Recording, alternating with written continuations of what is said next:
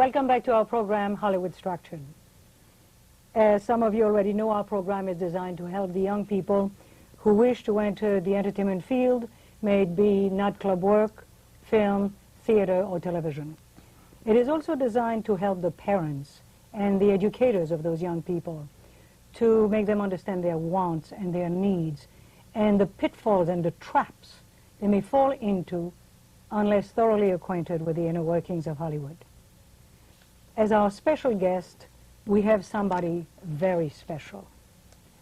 Someone who did not let his size or his disability, but he doesn't consider it a disability, stand in the way of his career. He has over 200 credits in film. He is the head of the Foundation for the Little People. You have seen him in countless television shows and series. And with the help of Sunburst and Mark Swedlow, he helped design indoors and outdoor furniture for little people. He himself is 3 feet 9 inches, small in size, but not in deed or in heart or in talent. His name is Billy Barty. Hello, Billy. Hello, Lillian. It's wonderful to be here, and thank you for inviting me. Thank you. Before Billy shares with us his experiences, I would like to speak to you today about how an ancient proverb relates to our business. The proverb states that it is a weakness, it is wrong to speak when you're supposed to be silent, or that it is wrong to be silent when you're supposed to speak. I want you to know that it fits very well when you go to an audition. Because when you first meet a casting director, 90% of the time they will say to you, what have you done? Or tell me a little bit about yourself. And if you have not prepared and rehearsed what you must say, you will appear as an absolute novice, totally unprepared. You will be tongue-tied, you will be hesitating, and you will lose the job before you even have a chance to audition for it. Because the casting directors will recognize how green and how unprepared and how nervous you are. So they won't want to take a chance on you. You must prepare a list of your latest credits on film or television. Now, if you have nothing in film and television, prepare a list of theatrical credits that you can rattle off. If they ask you, tell me a little bit about yourself, state where you come from, be polite, be pleasant, have a smile on your face, so that they feel that you're relaxed.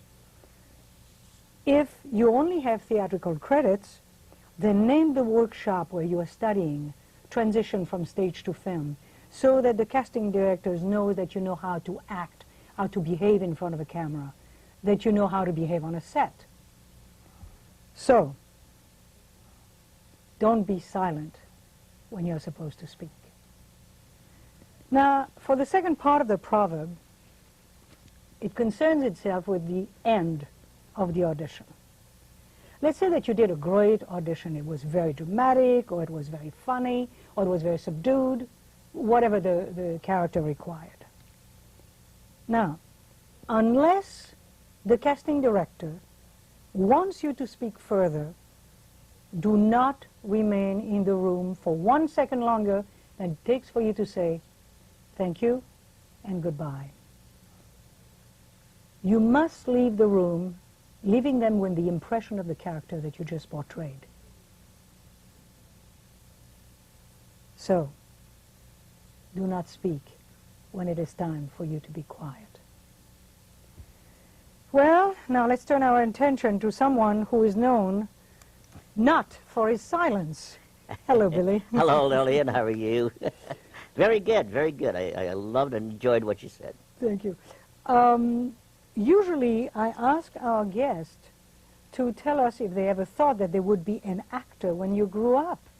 But I understand you were an actor by the age of 3. Am I correct? I started in the entertainment world when I was 3 years old. We moved out from Pennsylvania into Los Angeles, and when I was 3 years old, my dad was carrying me in his arms in front of Selznick Studios, and they were having a film, was shooting outside. He said, Billy, do a head spin for the director. That's where I used to spin on my head, and I did it. The director liked it and immediately put in the picture, and that was my beginning. At 3 years old? At 3 years old. I had no say-so or nothing. I was just following orders then. I see. How long did you continue acting? Oh, well, I continued acting till about 1943, and we were in vaudeville at the time. We traveled all over the United States in vaudeville, and I was before live audiences, and we stopped, my family stopped, and I went on to finish high school, went on to college, had no thoughts about getting back into the acting business again. I wasn't too sure what I wanted to do. And my last year of high school, I majored in journalism. I thought it was a very interesting and fascinating world, and I went on to LA City College and became sports editor of the newspaper there and the athletic public relations director. I was so involved in sports. And then after college, I started... Wait, Billy, let me ask you a question. Let me ask you a question because I don't think that people realize that you, as a little person, were playing basketball? Yeah. Football? Yes. And I played some semi-pro baseball. In fact, I wanted to be a sports writer and a sports announcer, and I even wanted to be a coach. And it's another story about the way I asked the coach for me to participate, but I did, and he was wonderful about it. But then it was kind of they said, well, Billy, it's going to be a rough road for you. They will not accept you as a coach. And so I still wanted to be a sports writer, and I got a call from the Hollywood Citizen News at that time. But I finished my LA City College and went on to LA State. And then I started doing amateur shows. And all of a sudden, the show business started to get back into my blood. And I always ended up second or third in amateur shows. And then I got a call from NBC to do a children's show called Your Pet Parade with Jack McCoy. I went over to NBC. I was making $50 a week, and this was 1949 and 1950, and all of a sudden I found myself in New York, and I was on my way into the business again. Did you appear on Broadway? Did you? No, I never appeared on Broadway. We never worked in vaudeville on Broadway because of the fact that we were too young. They had special laws that, you had to be a certain age. But I was in television, like, James Melton's Ford Festival, Milton Berle. I was with him, and all the old-timers, Fred Waring, and I appeared back there for about 2 years, came back to California, and shortly thereafter I joined up with Spike Jones, and I was with Spike Jones for 8 years. I see. Musical comedy madness. Now, you have so many credits, I don't know where to start. Which is your favorite role? One of my favorite roles was a film called Day of the Locust, directed by John Schlesinger and produced by Jerome Wellman, and he was a beautiful guy. It was a great part because it really called for acting, and it kind of brought me out of that comedic, Spike Jonesy, although I loved comedy too, what's it called, stereotype? Yes. And I felt that was a big boost to me getting back into the acting business again. I did several Hitchcocks, and called The Glass Eye and The Jar, and then I just went on and was doing pictures and television with a lot of the leading people. Now, did you ever think, because I am sure that some of the little people out there Yes. Think, well, I would love to be in pictures, but I don't think I can, and the parents probably think that they can't either. What would you say to them? Well, first, I've been very fortunate being in the entertainment world. There's a lot of talented little people out there, and they should be given that opportunity, and I hope one of these days. I have never really had, I did have my own series here in Los Angeles. It was called Billy Barty's Big Show for 4 years. It was a children's show, and I was with Babby, the Peter Gunn Show, but I have never had my own television series like I've wanted, and I've got some good shows. And I tell little people, or even, anybody, be sure you can eat and then pursue your career. And take jobs. You may say, gee, I don't want that job, and you may say that for 10 years. Let the people see you. Work, do anything. theater, TV, extras. Be sure you're out there and you can be seen. You know, I guess, I think that's very important, to be noticed in shows. And they'll discover you. You know, a lot of people come to Hollywood and they think, well, gee, I'm going to Hollywood, I'm going to walk down Hollywood Boulevard, and I'm going to be discovered.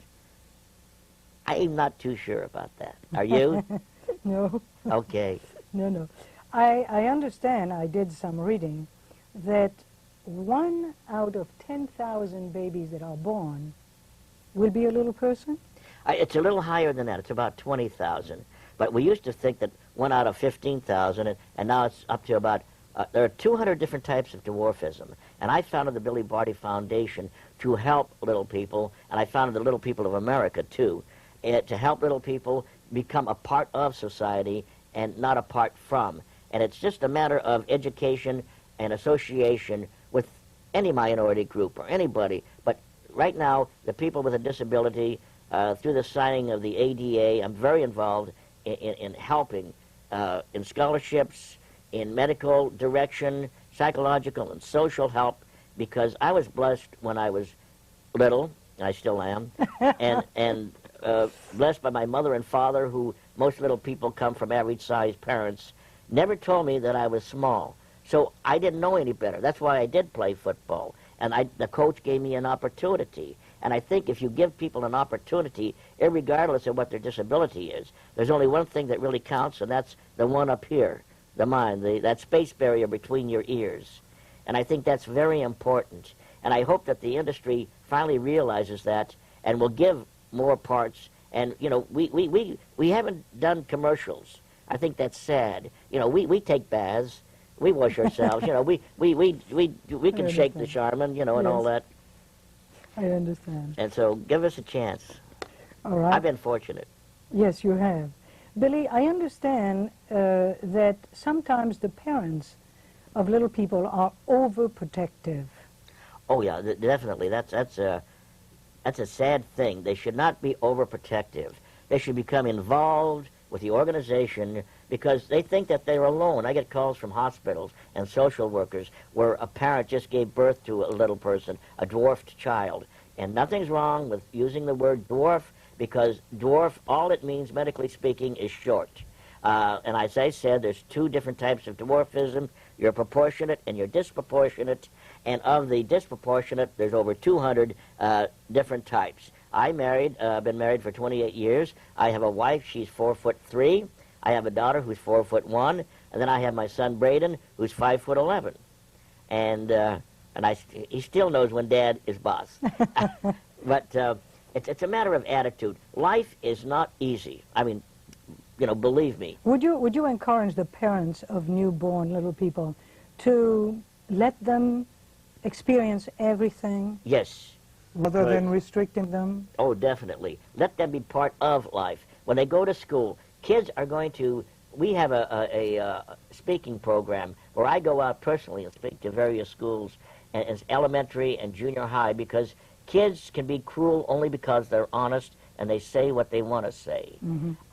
And if some little person wants to be in the industry, give them that chance. But I like to encourage little people to become a part behind the scenes instead of in front of the scenes. Be a director. I mean, you know, tell the big world where to go. Move over there, take this. Be a director. Be a technician. Be a camera person. There's no reason why you can't. You know, people, well, how can they reach the camera? We'll find a way, believe me. We have ways. How do you do this? We have ways. Just call the Billy Barty Foundation and we'll tell you how. And so become involved that way. Acting, it's another, you know, I like to see them get behind the scenes. Now, you know, in the old days, little people used to be known, you know, as sideshows and in circuses. Mm-hmm. And still, we have a lot of people who think that way today. But now we have little people who are lawyers, who are school teachers, who are just about any profession. We even have a judge. Can you imagine, Lilyan, somebody walking in and saying, "Hey, Shorty, what are you doing today?" He says, "I'm trying your case. How do you do?"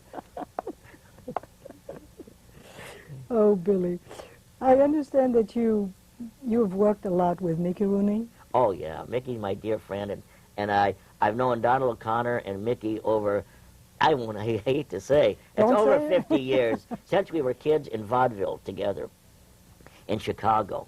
And we've been buddies and friends ever since. Now, And two great talents. Two great talents. you told me in the van coming over here that you did a picture with Ron Howard, Yes, who directed you. However, you met him when he was 9 years old. that's right. I know. We did Willow, which is a sensational movie, and Ron Howard is such a wonderful guy and a great director. And I went up to him and I says, you know, because there was about 300 little people representing 5 foreign countries in the movie, and I said, how do you want me to direct you? I want to, pay the respect, Mr. Howard, director, sir. And he says, Billy, you've known me since I was 9 years old. Call me Ronnie. I says, okay. Very good. I read a quote that I thought was absolutely fabulous, which is that a person with disability has ability.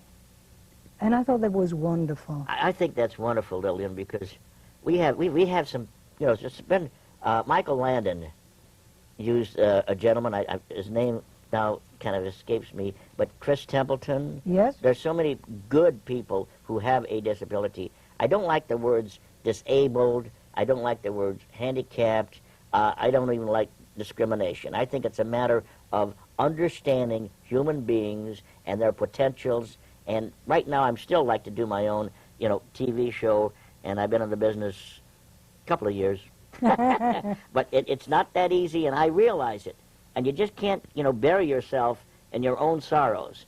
I mean, I could bury myself and I'd, just stay in the corner. You got to fight this world, but in the right way.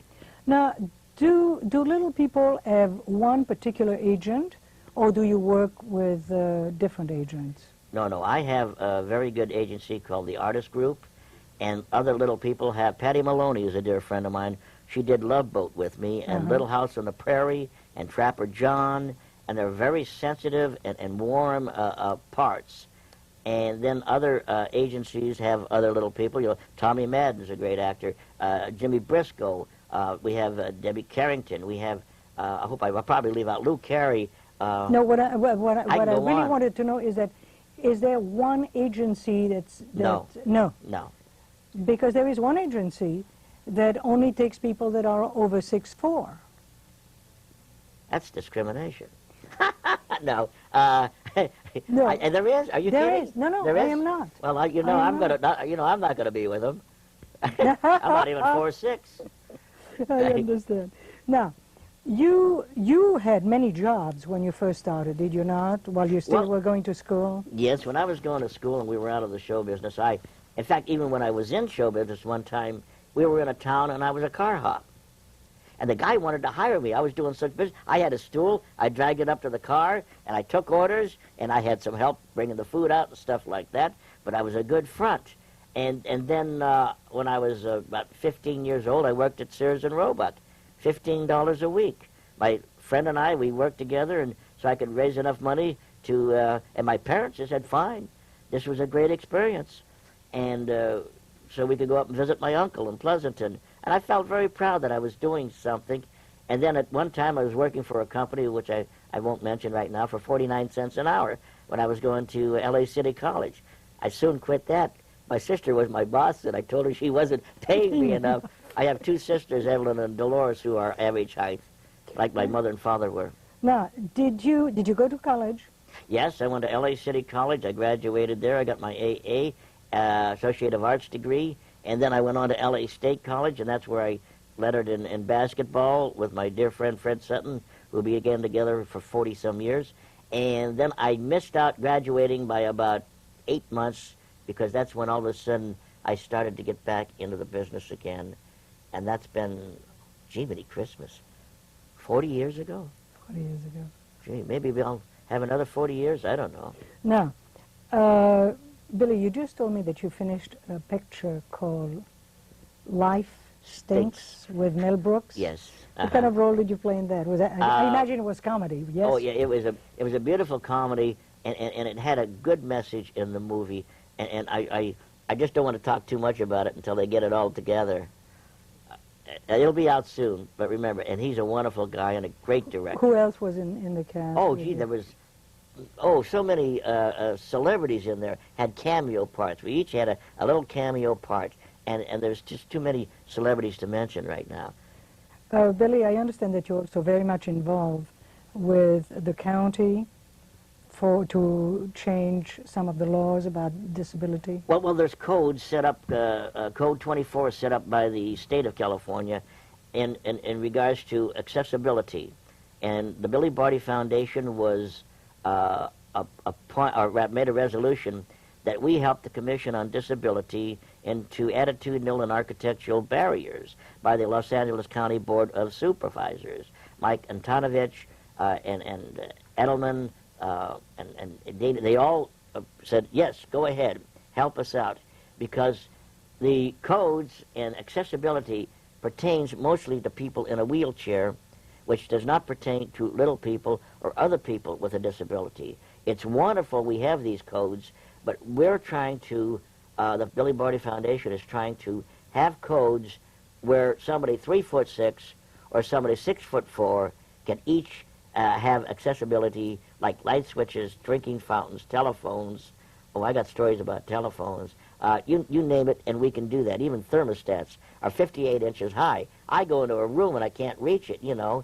I'm only 45 inches high. So there's these problems that can be lowered and accommodate everybody. Wheelchair, little people, and especially bathrooms. We won't even get into that. Billy, you were talking about your foundation. Yes. We have a little piece of film that I would like to play for our audience today. Yeah, from where I stand. Yes. And it's dedicated to the 43 million people with a disability, not disabled, with a disability. And it's a positive thinking song, and our foundation is very proud. Carl Anderson and Alice Hall are doing the vocal. We had a lot of celebrities that helped us in this, and Marilyn Berglis, a wonderful lady, wrote the lyrics. Tim Fowler and I were associate producers. We had so many beautiful people with us, and it's just a good, I like it. All right. Lee, why don't you roll the film right now?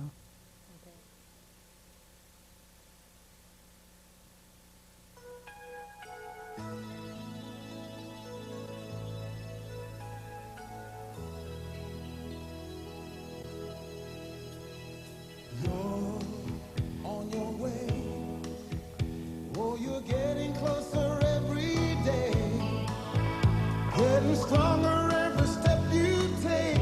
You know with love you can